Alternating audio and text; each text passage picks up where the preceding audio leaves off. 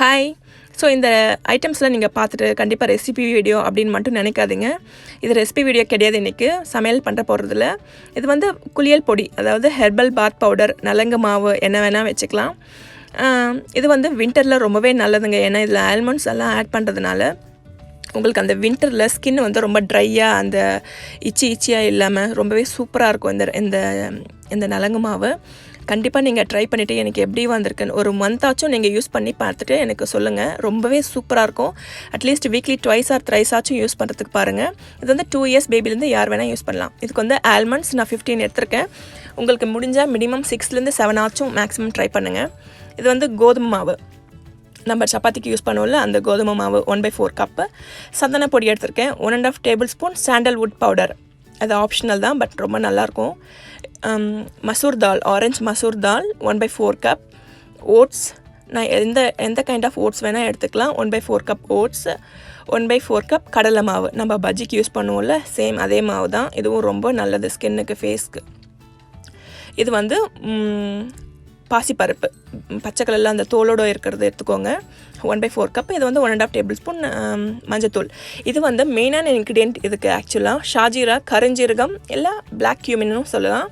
இது இருந்தால் கண்டிப்பாக 1 to 2 tablespoon ஆட் பண்ண பாருங்கள். ரொம்பவே ஸ்கின்னுக்கு வந்து அந்த ஸ்க்ரப் மாதிரி டெட் செல்ஸ்லாம் ரிமூவ் பண்ணுறதுக்கு ரொம்பவே ஹெல்ப் ஆகும்.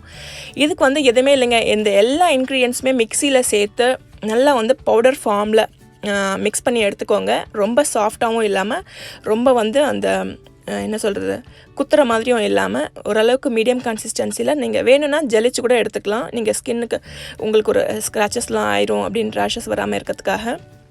ஸோ எல்லாத்தையுமே சேர்த்து நல்லா அரைச்சி எடுத்துக்கோங்க. மஞ்சத்தூள் சேர்த்து உங்களுக்கு தேவையான அளவுக்கு மஞ்சத்தூள் போட்டுக்கோங்க. கஸ்தூரி மஞ்சள் கிடைச்சா ரொம்பவே சூப்பராக இருக்கும். அது வந்து உங்களுக்கு கலர் கூட அந்த ஸ்டெயின்ஸ்லாம் கூட ஆகாது ஸ்கின்னுக்கு. முடிஞ்சால் கஸ்தூரி மஞ்சள் ஆட் பண்ணுறதுக்கு ட்ரை பண்ணுங்கள்.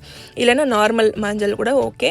ஸோ எல்லாத்தையுமே அரைச்சி நல்லா ஆற வச்சுட்டு ஒரு டைட்டான ஏர்டைட் கண்டெய்னரில் போட்டுட்டு நீங்கள் பாத்ரூமில் ஷிங்க்கு கீழே இல்லை நீங்கள் கிச்சனில் கூட வச்சுக்கலாம்.